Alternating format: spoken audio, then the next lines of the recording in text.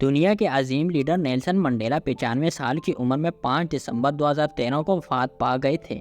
یہ دنیا کے ان چند لیڈروں میں شمار ہوتے تھے جن کے انتقال پر پوری دنیا دکھی ہوئی تھی۔ دنیا کیوں اداس تھی؟ اس کی وجہ نیلسن منڈیلا کا کریکٹر تھا۔ یہ کس قدر عظیم انسان تھے، آپ اس کا اندازہ ان کے اقتدار کے ابتدائی دنوں سے لگا لیجئے۔ اقتدار میں آنے کے بعد نیلسن منڈیلا کے لیے سب سے بڑا چیلنج انگریز بیوروکریسی تھی۔ انگریزوں نے ساؤتھ افریقہ پر 345 سال حکومت کی۔ ان 350 سال میں انہوں نے ایک ایسا دفتری نظام بنایا جسے صرف یہی لوگ چلا سکتے تھے۔ یہ لوگ جاہل بھی تھے، سمجھدار بھی، دیانتدار بھی اور تعلیمی یافتہ بھی، جبکہ ان کے مقابلے میں مقامی لوگ غیر تعلیمی یافتہ، نااہل اور پسماندہ تھے۔ ساؤتھ افریقہ کے کالے 350 سال سے انگریزوں کے نظام سے لڑتے آ رہے تھے۔ نیلسن منڈیلا کا خیال تھا ملک کے تمام اختیارات اگر شروع میں کالوں کو منتقل ہو گئے تو یہ انگریز کے نظام کو اون نہیں کریں گے، یوں ملک تباہ ہو جائے گا۔ جبکہ نیلسن منڈیلا ساؤتھ افریقہ کو کامیاب ترین ملک بنانا چاہتے تھے، چنانچہ انہوں نے گورے افسروں کو ان کی نوکریوں پر بحال رکھنے کا فیصلہ کیا۔ آپ خود اندازہ کر سکتے ہیں ایک ایسے شخص کے لیے یہ فیصلہ کس قدر مشکل تھا جسے گوروں نے 27 سال قید میں رکھا، اور ان 27 برسوں میں قید تنہائی کے 6 سال بھی شامل تھے۔ نیلسن منڈیلا نے یہ 27 سال سردیاں اور گرمیاں پتھر کوٹ کر گزارے۔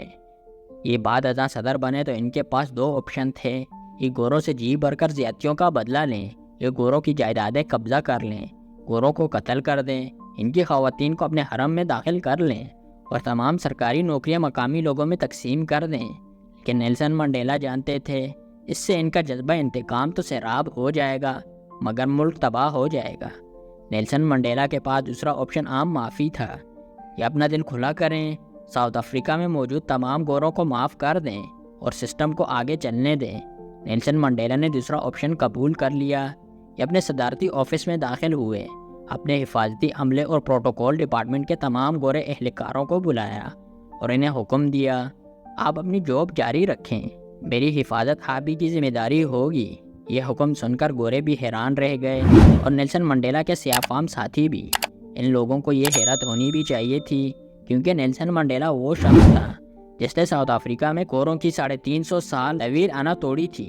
گورے ان سے دل سے نفرت کرتے تھے، لیکن وہ اقتدار سنبھالنے کے بعد اپنی حفاظت کی ذمہ داری گوروں ہی کو دے رہے تھے۔ یہ حیران کن فیصلہ تھا اور اس فیصلے پر گورے بھی حیران تھے اور کالے بھی۔ نیلسن منڈیلا کا دوسرا فیصلہ صدارتی آفس میں موجود گورے اسٹاف کی بحالی تھا۔ انہوں نے آفس سیکریٹری سے لے کر پرنسپل سیکریٹری تک تمام گوروں کو اپنی جاب جاری رکھنے کا حکم دیا تھا، اور ان کا تیسرا فیصلہ پورے ملک میں موجود گورے بیوروکریٹس کو اپنی نوکریاں جاری رکھنے کی ہدایت تھی۔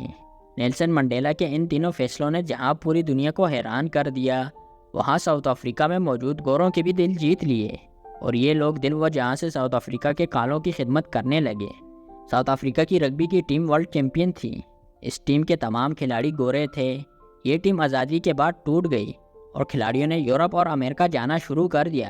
نیلسن منڈیلا نے ٹیم کے کپتان فرانسس پینار کو چائے پر بلوایا، اسے دروازے پر ریسیو کیا، خود اپنے ہاتھ سے چائے بنا کر پلوائی، اور اس کے بعد اس سے درخواست کی، آپ ساؤتھ افریقہ چھوڑ کر نہ جائیں، آپ ٹیم کو دوبارہ آرگنائز کریں، ہم 1995 میں ایک بار پھر ورلڈ چیمپئن بننا چاہتے ہیں۔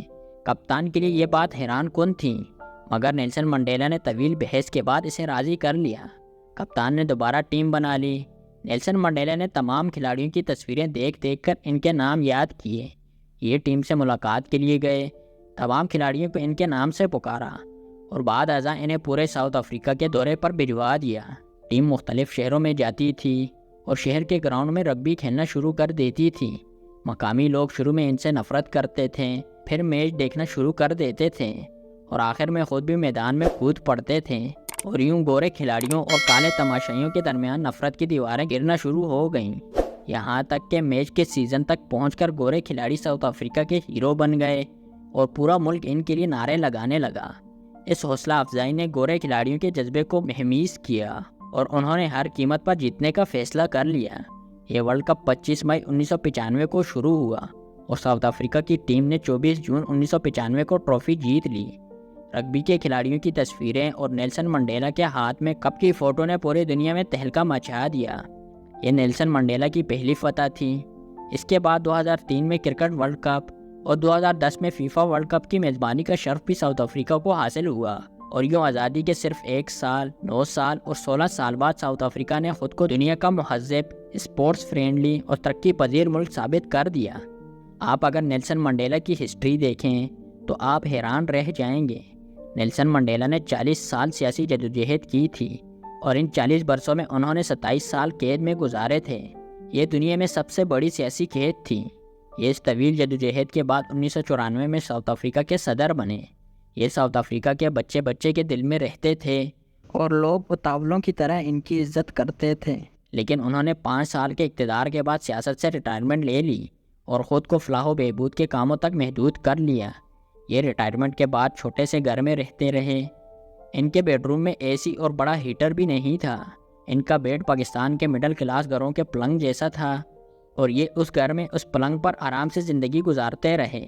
ان کا بینک بیلنس بھی زیرو تھا اور اس سرکاری گھر کے علاوہ پوری دنیا میں ان کی کوئی زمین جائیداد بھی نہیں تھی۔ لیکن اس غربت کے باوجود آپ دنیا کے کسی کونے میں نیلسن منڈیلا کا نام لیجئے، لوگ نیلسن منڈیلا کا ذکر عزت اور احترام کے ساتھ کریں گے۔ آپ اس کے مقابلے میں دنیا کے امیر ترین حکمرانوں کی فہرست پر نگاہ ڈالیے۔ اس فہرست میں آپ کو 29 حکمرانوں کے نام ملیں گے۔ آپ ان 29 حکمرانوں کے نام پڑھیے اور اس کے بعد خود سے سوال کیجئے، کیا ان امیر ترین حکمرانوں میں کوئی شخص غریب ترین نیلسن منڈیلا کی ہمسری کر سکتا ہے؟ کیا یہ لوگ نیلسن منڈیلا کے قریب بھی پہنچ سکتے ہیں؟ حسنی مبارک کے اثاثے $70 بلین تھے، جبکہ نیلسن منڈیلا کے اکاؤنٹ میں $7,000 بھی نہیں تھے۔ لیکن حسنی مبارک اپنے ہی ملک میں ہاؤس اریسٹ تھے اور فوج نے انہیں عوامی غیظ و غضب سے بچانے کے لیے ان کے گھر کے سامنے توپیں گاڑ رکھی تھیں، جبکہ ان کے مقابلے میں نیلسن منڈیلا کے گھر کے سامنے سیکیورٹی گارڈ تک نہیں تھا، اور یہ جب گھر سے باہر نکلتے تھے تو لوگ ان کے ہاتھ چومتے تھے۔ آپ نیلسن منڈیلا کے برعکس اپنے حکمرانوں کو دیکھ لیجئے۔ ہمارے حکمران عوام کا ووٹ لے کر منتخب ہوتے ہیں، ان کے پاس مال و دولت کی بھی کمی نہیں، لیکن کیا یہ سیکیورٹی کے بغیر اپنے عوام میں جا سکتے ہیں؟ کیا عوام انہیں دل سے اپنا حکمران تسلیم کرتے ہیں؟ اور کیا لوگ انہیں نیلسن منڈیلا جیسی عزت دیتے ہیں؟ اس سوال کے جواب میں ساری سیاست چھپی ہے، لیکن افسوس ہمارے حکمرانوں کو یہ جواب دکھائی نہیں دیتے۔ یہ سیاست کو نیلسن منڈیلا کی طرح عزت کی درگاہ بنانے کے بجائے اسے سونے چاندی کی کان بنا لیتے ہیں، اور آخر میں اقتدار ان کے ہاتھ میں رہتا ہے اور نہ ہی دولت، اور یہ آخری عمر تک پہنچ کر خود سے اپنا پتہ پوچھتے رہتے ہیں اور انہیں ان کا آئینہ تک شناخت نہیں کرتا۔ ہم اور ہمارے سیاستدان کس قدر سادہ لوح ہیں، یہ عزت بیچ کر دولت لے لیتے ہیں۔ کاش یہ زندگی میں ایک بار نیلسن منڈیلا کے بیڈ روم میں جھانک لیتے، کاش یہ ایک بار اصلی لیڈر بننے کے لیے فیصلہ کر لیں۔ یقین کیجئے اس ملک کا بچہ بچہ دل سے ان کی عزت کرے گا، اور یہ بھی جب دنیا سے رخصت ہوں گے تو پوری دنیا کی پارلیمنٹ نیلسن منڈیلا کی طرح انہیں بھی ٹریبیوٹ پیش کریں گی۔ یہ ایک بار کر کے تو دیکھیں، یہ ایک بار نیلسن منڈیلا کی طرح لیڈر بن کر تو دیکھیں۔